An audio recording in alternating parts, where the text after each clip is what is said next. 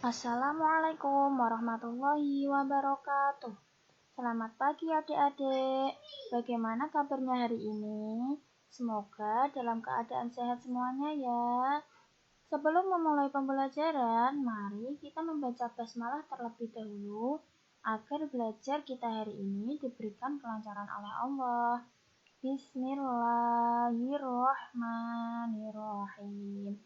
Sudah siap belajar ya adik-adik? Hari ini kita akan belajar tema 1, subtema 3, pembelajaran kedua. Sudah siap menyimak materi kakak ya? Dari materi sebelumnya tentunya kita sudah mengenal gerabah ya adik-adik. Gerabah dapat dibuat langsung menggunakan tangan atau dengan alat putar untuk membentuk tanah liat. Tangan-tangan dan kaki para pengrajin gerabah begitu cekatan dan terampil membentuk tanah liat menjadi gerabah-gerabah yang bernilai seni tinggi. Dari situ, dapat kamu lihat betapa rangka dan otot khususnya pada tangan dan kaki mampu berfungsi dengan baik. Apa yang akan terjadi jika salah satu organ gerak tersebut tidak dapat berfungsi sebagaimana mestinya? Di sini kita akan belajar mengenai kelainan pada organ gerak pasis atau pada tulang.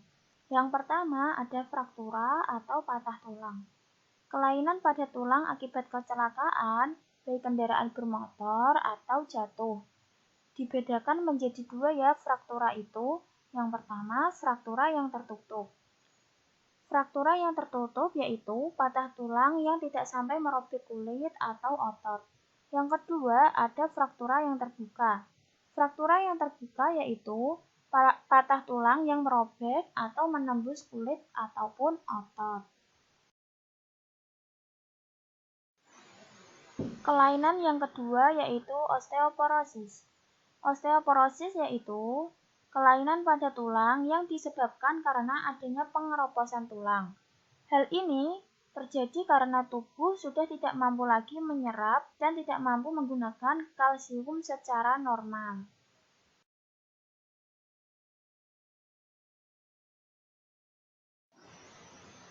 Kelainan yang ketiga yaitu fisura atau retak tulang. Fisura adalah kelainan tulang yang menimbulkan keretakan pada tulang akibat kecelakaan. Kelainan tulang yang keempat adalah lordosis.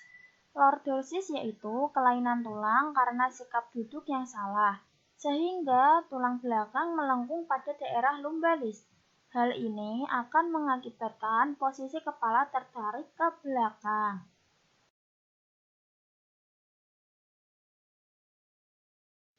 Kemudian, kelainan yang kelima yaitu skoliosis.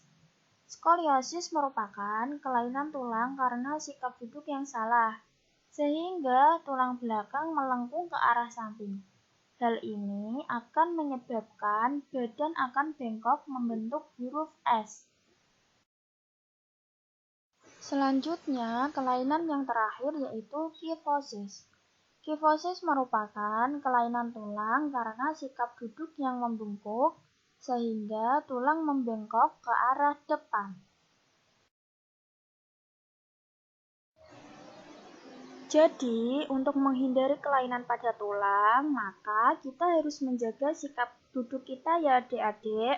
Nah, sekarang mari kita belajar mengenai posisi dan sikap duduk yang benar dan sehat.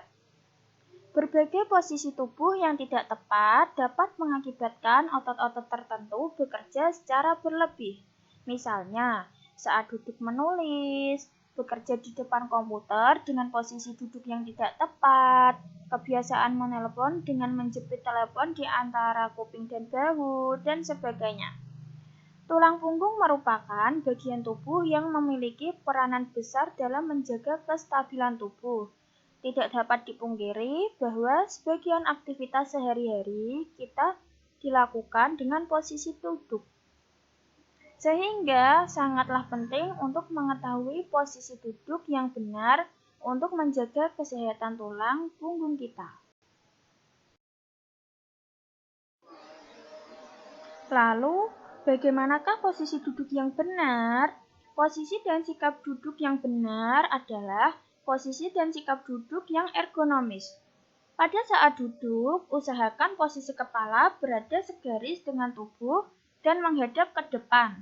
Bahu rileks dengan lengan berada pada kedua sisi tubuh. Siku menempel pada tubuh dan menekuk membentuk sudut 90-120 derajat. Punggung harus ditopang secara penuh dengan penopang atau sedikit bersandar. Posisi paha dan panggul ditopang oleh dudukan kursi dan sejajar dengan lantai. Sedangkan lutut setinggi panggul membentuk sudut 90 derajat.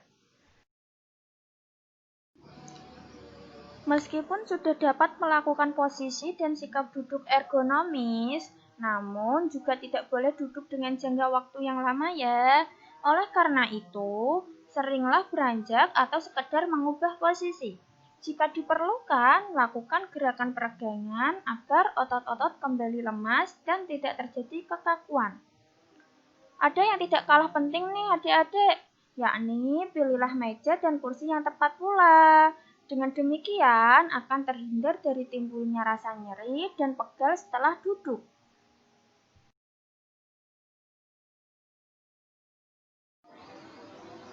Sampai di sini sudah paham ya adik-adik? Masih semangat belajar ya? Nah, sekarang kita akan belajar mengenai komik.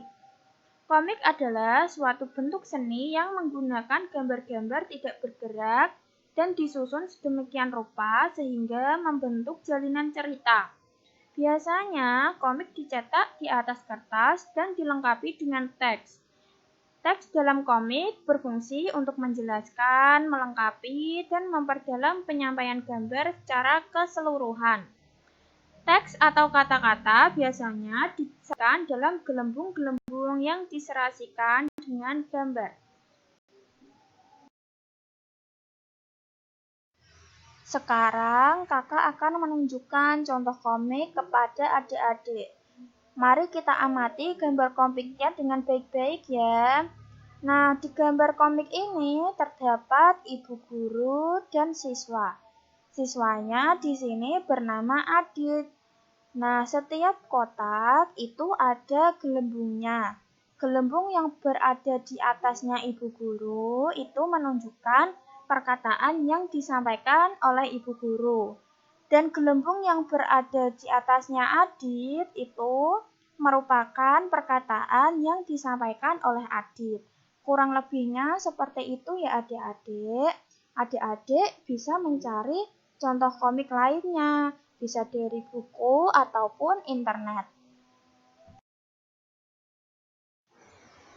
Sekian materi dari kakak. Sebelum kita menutup pelajaran hari ini, alangkah baiknya kita membaca hamdalah bersama-sama ya. Alhamdulillahirabbil alamin.